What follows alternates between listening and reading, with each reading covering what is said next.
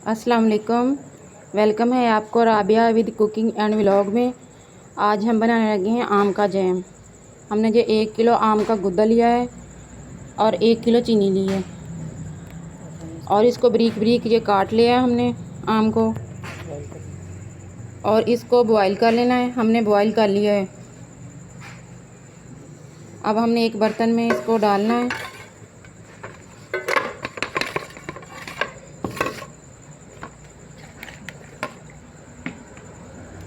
और इसमें चीनी मिक्स कर देनी है।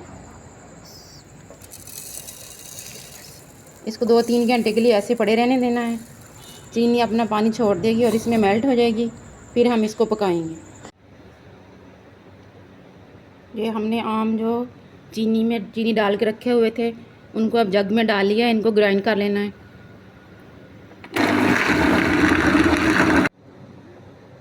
ये आम हमारे ग्राइंड हो गए हैं। अब हम इनको पका लेंगे। इसको अब गाढ़ा होने तक पकाएंगे। जब ये थोड़ा सा गाढ़ा हो जाए, ये देखिए इसमें हल्के हल्के चंक्स भी हैं। हमें तो ऐसे ही जैम अच्छा लगता है। हमारे जो आम थे वो ना ज़्यादा पके हुए थे तो ना कच्चे थे। कच्चे आम को 2-3 दिन हमने रखा हुआ था तो वो थोड़े से थोड़े पक गए थे। उनका हमने जो जैम बनाया है, कोई कलर नहीं डाला, कोई कुछ नहीं डाला, बस चीनी है और आम जो हमने बॉयल किए हुए थे उनमें चीनी डाल के उनको 3-4 घंटे के लिए रखा हुआ था ना, तो उसने जो सीरा जो निकाला था उसी में हम इसको पका रहे हैं।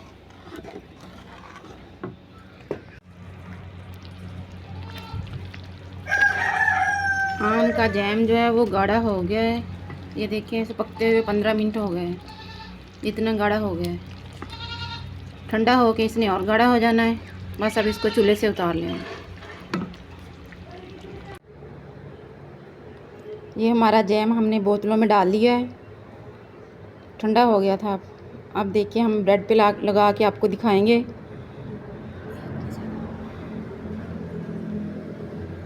ये हमने जैम वाली बोतल में डाला है।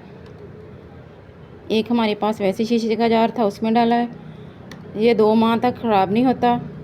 हमने कोई इसमें कलर नहीं डाला। आम का जो खुद का अपना कलर है।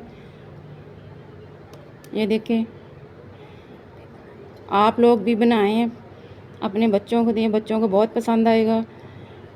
और इन्जॉय करें। हमारे चैनल को सब्सक्राइब करना, लाइक करना और शेयर करना ना भूलना। अल्लाह हाफिज़।